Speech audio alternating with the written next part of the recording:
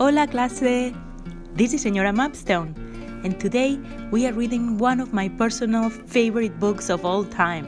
It is called The Story of Ferdinand by Munro Leaf. Drawings by Robert Lawson.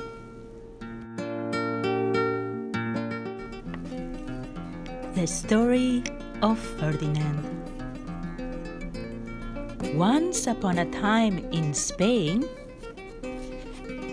there was a little bull, and his name was Ferdinand. All the other little bulls he lived with would run and jump and butt their heads together. But not Ferdinand. He liked to sit just quietly and smell the flowers. He had a favorite spot out in the pasture under a cork tree. It was his favorite tree, and he would sit in its shade all day and smell the flowers.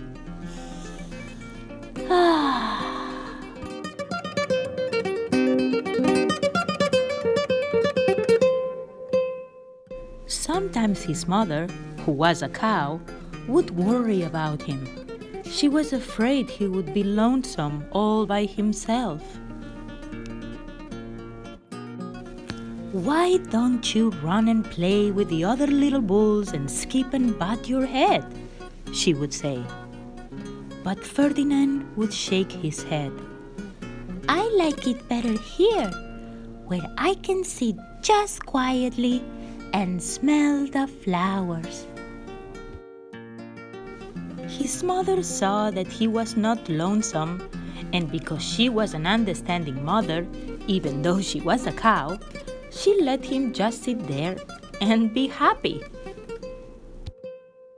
As the years went by, Ferdinand grew and grew until he was very big and strong.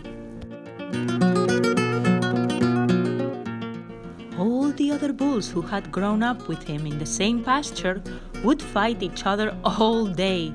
They would butt each other and stick each other with their horns.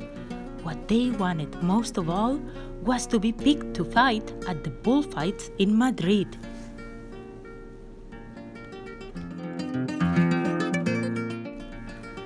But not Ferdinand. He still liked to sit just quietly under the cork tree and smell the flowers.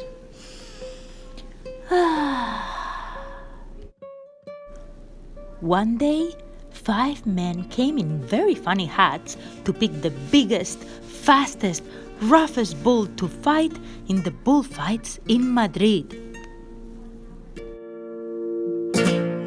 All the other bulls ran around snorting and butting, leaping and jumping, so the men would think that they were very, very strong and fierce and pick them.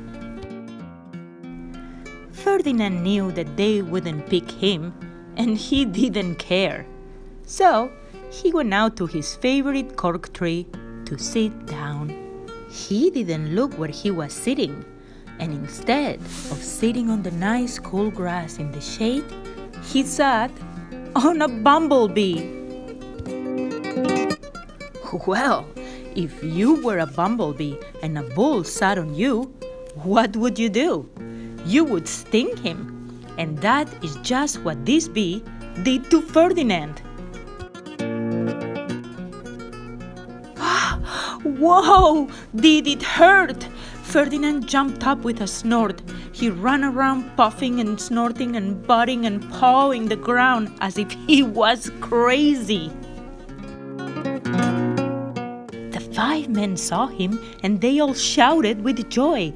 Here was the largest and fiercest bull of all, just the one for the bullfights in Madrid. So they took him away for the bullfight day in a cart. And what a day it was! Flags were flying, bands were playing, and all the lovely ladies had flowers in their hair.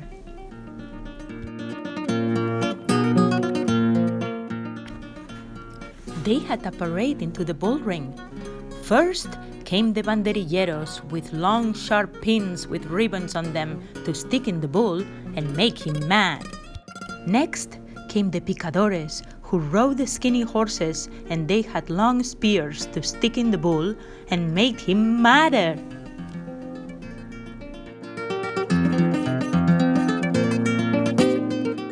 Then came the matador, the proudest of all. He thought he was very handsome and bowed to the ladies. He had a red cape and a sword that was supposed to stick the bull last of all. Then came the bull, and you know who that was, don't you? Ferdinand.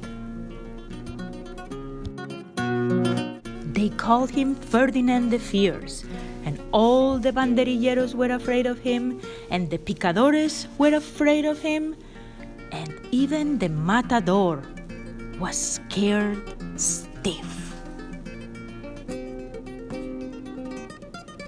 Ferdinand ran to the middle of the ring, and everyone shouted and clapped because they thought he was going to fight fiercely and butt and snort and stick his horns around.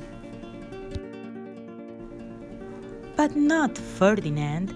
When he got to the middle of the ring, he saw the flowers in all the lovely ladies' hair, and he just sat down quietly and smelled.